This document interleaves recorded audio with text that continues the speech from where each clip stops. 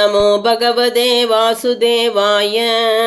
श्रीमद्वाल्मीकिरामायणम् आरण्यकाण्डम् 58 सर्गः। अनिमित्तदर्शनम्। स दृष्ट्वा लक्ष्मणं दीनं शून्यं दशरथात्मजः पर्यपृच्छद धर्मात्मा वैदेहीमागतं विना प्रस्थितं दण्डकारण्यम् यामामनुजकामः क्व सा लक्ष्मण वैदेही यां हित्वा त्वमिहागतः राज्यभ्रष्टस्य दीनस्य दण्डकान् परिधावतः क्व सा दुःखसहाया मे वैदेही तनुमध्यमां यां विना नोत्सहे वीर मुहूर्तमपि जीवितुं क्व सा प्राणसहाया मे सीतासुरसुतोपमां पतित्वममराणां वां पृथिव्याच्चाभिलक्ष्मण तां विना तपनीया वां नेच्छेयं जनकात्मजां कच्चिज्जीवति वैदेही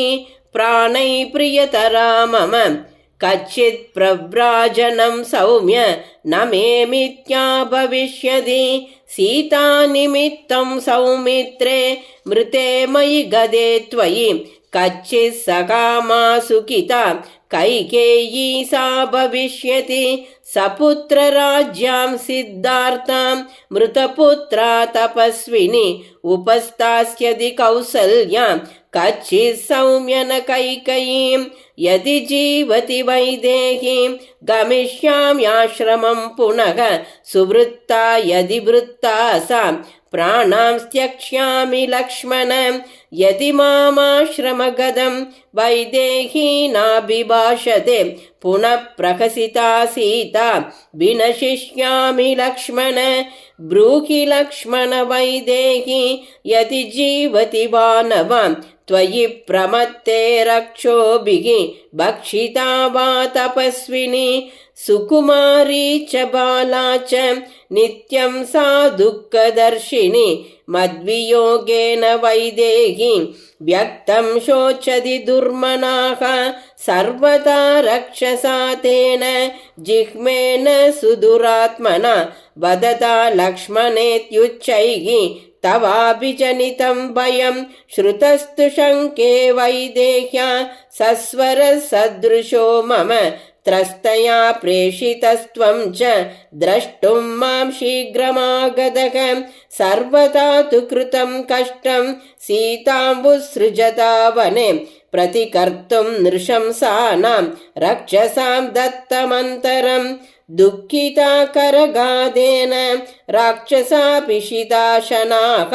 तैः सीता निहता घोरैः भविष्यति न संशयः अहोऽस्मिन् व्यसने मग्नः सर्वथा शत्रुसूदन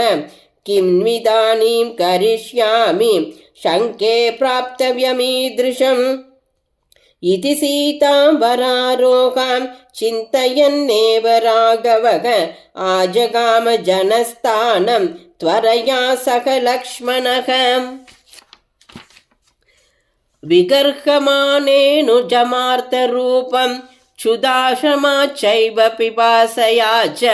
विनिश्वसञ्जुष्कमुखो विवर्णः प्रतिश्रयं प्राप्य समीक्ष्य शून्यं स्वमाश्रमं सम्प्रविगाह्य वीरः विहारदेशान् अनुसृत्य काञ्चित् एतत्तदित्येव निवासभूमौ प्रकृष्टरोमा व्यतीतो बभूव। इत्यार्षे श्रीमद् रामायणे वाल्मीकिये आदिकाव्ये 24सहस्रिकायां संहितायाम् आरण्यकाण्डे अनिमित्तदर्शनं नाम 58 सर्गः। श्रीदाशरथाय विद्महे सीतावल्लभाय धीमहि तन्नो राम प्रचोदयात्। जानकीकान्तस्मरणं जय जय राम राम।